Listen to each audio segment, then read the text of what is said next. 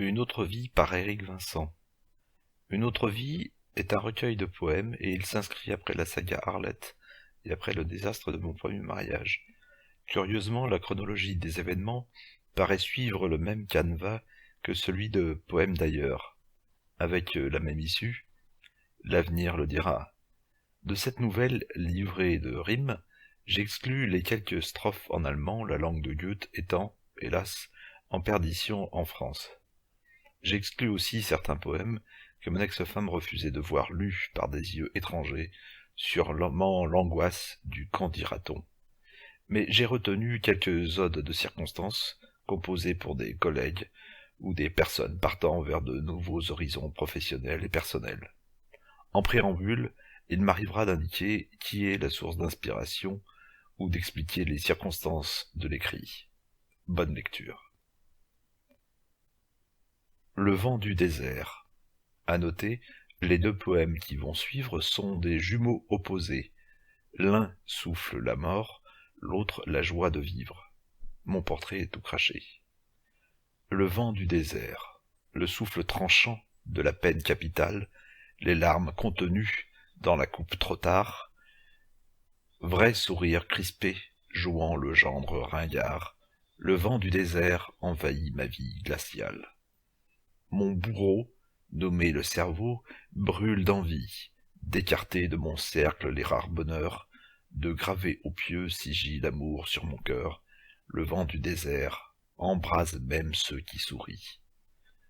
La cruelle prémonition devient ma prison, errant dans un couloir de l'avenir étroit, étranglé par le nœud coulant de l'illusion, le vent du désert crucifie ma foi sans loi. Ligoté sur une chaise, avec des barreaux, la poignée abaissée libère la fée bleutée. L'énergie létale me soulage du fardeau, le vent du désert gomme mes aspérités. Pendu au mur de mes vaines lamentations, je ne sais comment retourner la situation, briser la solitude pour donner enfin au vent du désert la chaleur d'un doux destin. Le poème opposé se nomme « Le vent du dessert ». En apéritif, j'ai eu droit à un clin d'œil, un regard brûlant, véritable fournaise, sans ambiguïté, chassant tout risque d'écueil. Le vent du dessert final me mit à l'aise. Entré dans mon cœur, je savourai ce délice. Je bus ces paroles, pas de folle salade, des mots sincères, sans aucun artifice. Le vent du dessert menait à l'escapade. Parvenue au pied du plat de résistance, elle s'abandonna en totale confiance sur un chemin sentant l'herbe de Provence. Le vent du dessert se nommait Marie-France. Le dessert sucré, fondant, suave, épicé, me laissa un souvenir d'amant étourdi, celui d'un tendre baiser gravé pour la vie. Le vent du dessert souffla cette nuit d'été. L'auteur aurait-il oublié le fromage? Une fable du sieur Jean lui rend hommage. Maître Corbeau et le renard se partagent le fruit du lait auprès d'un arbre sans âge. Nota: le poème suivant a été réalisé pour le départ d'un ancien collègue éminemment sympathique. Marco. Au coin des lèvres, un mégot. Entre les mains, des ciseaux. Le roi du massicot nous lâche pour un autre boulot. Le maître de la reliure, l'empereur de la sculpture, a décidé de façonner son futur en abandonnant la cosmétique de l'âge mûr pour les shampoings et la coiffure. Qui aurait parié un sequin que ce collègue à l'air serein aurait voulu infléchir son destin à grands coups de marteau et de burin? À toi, le compagnon, que ton travail renouvelle ton inspiration, que demeure la passion de créer des têtes victimes d'explosions. Le poème suivant est une histoire d'amour mort-né. À tout cœur. À toujours attendre, j'ai failli me rendre, abandonner l'espoir au ricanant joker, devenir le valet soumis aux méandres d'un fleuve aride où je vogue en solitaire. le cœur meurtri, transpercé par l'as de pique, j'errai, à la recherche de la réplique, d'une discussion matinale, un échange verbal, promesse d'un jour idéal, joyeux, pas banal. Un éclat intense attira mon regard, un éclat de sourire surligné de rose, suscitant l'éclosion de vers et de prose, brisant ma volonté d'ériger un rempart. Dans ce bureau lumineux, point de diadème, de rubis, de diamants, de pâle tourmaline, mais le plus exquis des joyaux, divine, en quelques mots me charme, l'espoir en moi sème. Depuis cet instant où la nuit est partie, je fonds de plaisir à l'idée d'être ton roi, de cœur fidèle s'inclinant devant ta joie, retrouvé d'être câliné, blotti, chéri. Désireux d'incarner le tendre haste de cœur, je te dédie mes pensées les plus coquines, celles où tu deviens mon héroïne divine, dans une histoire où l'amour sort vainqueur. Mes sentiments sont sincères, et si parfois en rêve je meurs dans tes bras, je te sauve de 1000 méchants que je combats, je t'offre des pouvoirs extraordinaires. Sache que mon amour n'est pas imaginaire, j'espère que tu voudras de lui et de moi. Nota à propos du poème suivant. Après l'été, les premières feuilles mortes de l'automne. Les saisons de l'amour ne sont plus ce qu'elles étaient, elles raccourcissent dramatiquement. Jour sans ivresse. Un jour de paresse, 8 heures sans ivresse, l'envie de mirage me fait tourner la page. Sur les murs de ma cage, la plume enrage, guidée par l'âme poétesse, à la recherche d'une douce caresse. Les yeux clos, le corps aspire au repos, mais l'esprit en fait trop, et m'aspire par le haut. Ce travail sans destin, accompli sans entrain, est un repas sans festin, du fromage sans pain. Je joue sans plaisir un personnage sans avenir, de génie de la lampe, paralysé par les crampes. Le vermisseau que je campe, accroché au bas de la rampe, attendra-t-il sans faillir l'appel du grand vizir? Les mots meurent, emprisonnés dans leur demeure, pressés par l'entreprise qui me vampirise, cette société qui frise le ridicule, qui se carcarise, m'empêche de connaître le bonheur de millions de lecteurs. Perpétuel rêve, qui n'accorde aucune trêve, de la reconnaissance de ma patience, de la confiance en ma romance. Mets-toi en grève, avant que je n'en crève. Pensez doré, hydré, givré, cessez de me traquer, arrêtez de me harceler. Fuyez mon esprit détraqué, soumettez-moi sans doler à la triste réalité, la dure vérité, de la vie sans célébrité, d'un auteur sans aspérité. Nota à propos du poème qui va suivre. C'est un poème qui aurait dû être chanté.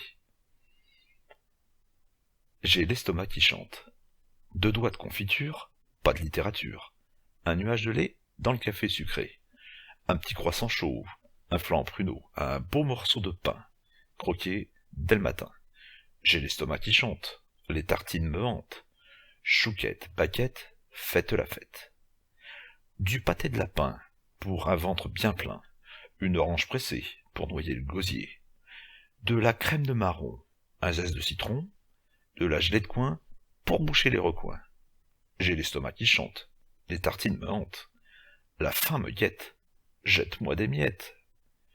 100 grammes de lard, une tranche de phare, un cake aux olives pour que je revive. Une livre de beurre, sans ça je meurs. Un bon repas copieux, partagé entre nous deux. J'ai l'estomac qui chante, les tartines me hantent. La faim me guette, serre-moi la baguette. Nota à propos du poème qui va suivre. Les souvenirs douloureux ont la vie dure. Dernier message.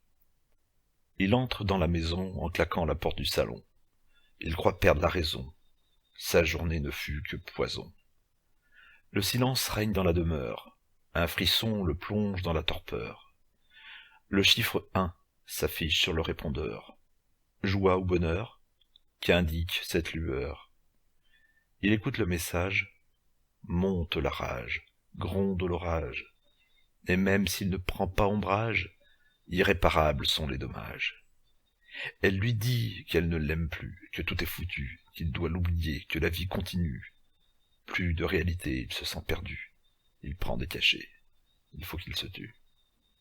Pris de folie, il fouille les armoires. Elle a tout pris, jusqu'au dernier mouchoir. Elle a fui sans dire au revoir pour mettre un terme à leur histoire. Il écoute le message, maudit présage, maudit mirage. Surgissent alors quelques images du passé encombré de nuages. Les longues soirées devant la télé, les mots acides à la figure jetés, les coups de gueule se répétaient, c'est sûr, un jour elle craquerait. Maintenant c'est vrai, il se doutait, depuis longtemps la crise couvait. La face, les yeux, il s'est voilé, la vérité crue, il a rejeté. Il écoute le message, dernier hommage, dernier passage. La fuite est peut-être plus sage que livrer une guerre sans partage. Il efface le message, dernière image dans le paysage.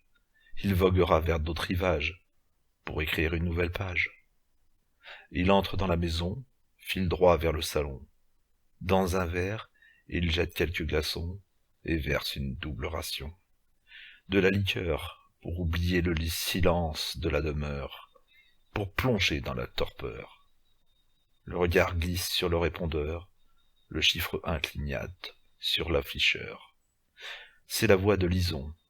Elle sait qu'il est victime de la trahison. Elle lui déclare sa passion, profitant de l'occasion. Ce message chasse l'orage, efface la rage, répare les dommages. Mais n'est-ce pas un nouveau mirage, comme les autres, promis à l'échouage? De ses doigts gourds, il débranche l'appareil et devient sourd. Il décide pour toujours de briser le cycle sans fin de l'amour. Nota à propos du poème qui va suivre. Alexa Sarbacane, ma chère détective, pourrait être maman un jour. Voici ce que je dirais au bébé. Bébé d'Alexa Sarbacane. Si, petit bébé, tu avais été créé, à genoux devant ton petit nid, je me serais mis, et je n'aurais cessé de vanter tes qualités, et celles de ta maman qui te donnerait la vie. J'aurais expliqué que tu n'aurais pas à t'inquiéter, que la fée de l'intelligence et la beauté, prénommée Alexa, sur ton berceau s'était penchée, faisant de toi des bébés le roi. Quand elle aurait été en déplacement, je t'aurais accueilli à la maison, et t'aurais enseigné toutes les ruses de garçon pour jouer les mauvais garnements. Dans les placards, nous nous serions cachés, à faire peur nous aurions joué. De dessins animés Disney, je t'aurais abreuvé. Sur le canapé, nous aurions sauté. À réparer les ordinateurs, je t'aurais appris, pour que maman au dépourvu ne soit pas prise. Un jour prochain, tu viendras. Un joli poupon tu seras. Maman tu combleras avec un papa qui t'aimera. Nota. Le poème suivant parle du départ de mon ancien chef. Et à vrai dire, je ne pense pas un seul mot de ce que j'ai écrit. C'est d'ailleurs une des rares fois où j'ai été hypocrite, et j'en suis fier. Bertrand. En fêtant mon anniversaire, je me suis dit que j'allais d'une pierre deux coups faire, et ton départ honoré. En 4 années de collaboration, j'avais de quoi écrire de nombreux couplets, mais j'ai dû y aller avec modération, comme tu me l'as souvent répété. Prince Lumière, tu me manqueras pour tes conseils éclairés, tes leçons de coiffure que je peux appliquer, tes efforts désespérés pour éliminer ce côté trash qui survit en moi. Tes enceintes n'enverront plus de décibels, chaque vendredi par ribambelle. Au rythme de discussion, été comme hiver, dans ton bureau toujours ouvert. Le glas a sonné pour l'initiative et l'organisation. Voici venir le règne des tribus de la maison. Avec lui son cortège de moussons et mourons, nous poussant vers d'autres horizons. Et capitaine, mon capitaine, nous voici perdus au milieu de récifs remplis de haine. Lorsque la terre tu toucheras, des signaux, j'espère, tu nous enverras. Ce départ, je le comprends. Parfois, face à l'adversité, Les mêmes bas arguments à utiliser, il ne faut pas s'abaisser. Je t'adresse mes félicitations, qu'avec cette sage décision revienne la passion de mener à bien toutes tes missions. Nota à propos du poème suivant, il est dédié à 2 auteurs trop rares. Déjeuner virtuel. Sab et Berthe, pour ce déjeuner virtuel, je suis très en avance. Je vous propose donc de faire bombance et de remplir vos écuelles. Afin de tenir toute la journée, je commencerai par du café au lait, servi encore brûlant, avec 2 tranches de pain croustillant. À partir de maintenant, qui même me suive, le menu va en grandissant, que les assiettes s'esquivent. Je taillerai du jambon, quelques tranches de saucisson, me servirai de viennoiserie, sans oublier un yaourt faible en calories, histoire de me donner bonne conscience, et de soigner ma corpulence. Je n'oublierai pas le cocktail de jus de fruits, mariage d'agrumes bien mûris, ni le verre d'eau pure, pour une hydratation plus sûre. Enfin, s'il reste de la place, que la chaleur de l'été pointe son nez, je prendrai une coupe de glace, parfum vanille ou crème brûlée. Note à propos du poème suivant. Je conduis en parisien moyen, et non en ex-provincial. La terreur du bitume. L'œil animé du cocker, l'allure d'un bon pépère, je m'installe nonchalamment derrière le volant. Je tourne la clé frappée d'un W. Le moteur attrape le hoquet, il tousse un peu de fumée et délivre ses chevaux cabrés. La matinée vire à la terreur, commençant avec les nettoyeurs, poursuivant avec une mémé fêlée, s'achevant avec un pépé au bras cassé. À mes côtés, un passager terrifié, les doigts recroquevillés sur le tableau de bord plastifié. Comble de malheur, je tombe sur les éboueurs, je deviens une vraie terreur, enfonçant à 50 à l'heure. Le pauvre gars se mord les doigts de ne point avoir pris ses pieds pour franchir la chaussée. Il découvre le conducteur, maltraitant l'accélérateur. Il s'accroche au rideau pour ne pas finir en lambeaux. Je suis la terreur du bitume, le pourfendeur des mous du volant. Je jaillis de la brume pour en faire du fromage blanc. Nota à propos du poème suivant. L'automne pluvieux, froid, s'en est allé. Maintenant, l'amour affronte un hiver sans fin où tombent les cendres de décembre, avec la certitude de ne plus jamais revoir le printemps. Paralysie. La paralysie me gagne. Sourde violence mêlée de hargne, larmes d'impuissance dévalent, muette trace de mon mal, noyant l'énergie qui l'anime, espoir caressé de l'abîme. Les mots peu à peu trépassent, tétanisés, figés, pris dans la glace. Aucun rebond pour leur donner vie, aucun sens pour mener à l'envie, juste le néant sans écho, juste le temps des mots. Fermer les yeux, devenir vieux, abaisser les paupières, s'allonger pour la mise en bière. Oublier les promesses mensongères et vider l'esprit de toute matière. Lâcher prise et scier les barreaux, trahir la promise avec la maîtresse des mots, libérer l'écrivain bafoué, enchaîner tel Sisyphe à son rocher. Nota à propos du poème qui va suivre. Quand on arrête un traitement ordonné par un spécialiste, eh bien voilà ce que ça donne. Ma vie sans histoire. Des rafales de déboire, vacarme frénétique, des cratères dans le miroir, vision épileptique, d'un homme sans histoire, éctat critique. Vivre d'apnée et d'espoir, insoutenable pression, d'insondables abîmes noirs, annihiler toute sensation, plonger dans l'encensoir, brûler d'une dernière passion. Dégager en enfer, glisser sous le voussoir, des pics de Lucifer, vampire de désespoir. tentation de faire, un pas sage vouloir. Rêve de métal argenté, balles tracées sur l'écritoire, sur la matière glacée d'un marbre de Cahars, maxime signée à l'encre d'un signe noir. Je gis immobile, esprit stérile, corps futile, tableau à l'huile, d'une vie aigre sans mobile. Une vie sans histoire, comment encore y croire? Nota à propos du poème qui va suivre. Ma personnalité a fondu comme neige au soleil. Colère. Colère, mon ami, entends-tu le tonnerre dans ma tête? Colère, mon ami, désires-tu te défaire de ma quête? Colère, mon ami, ces verrues, mes pensées, te repaître. Colère, mon ami, ta vertu peut m'aider à renaître. Colère, ta révolte, tarde-t-on à venir me guérir? Ta guerre, des éclairs, réchauffant mon navire d'un zéphyr. Colère, viens à moi, glace-moi sans émoi, tout est froid. Colère, dernier pas, sonne le glas, scelle le moi, tout est froid.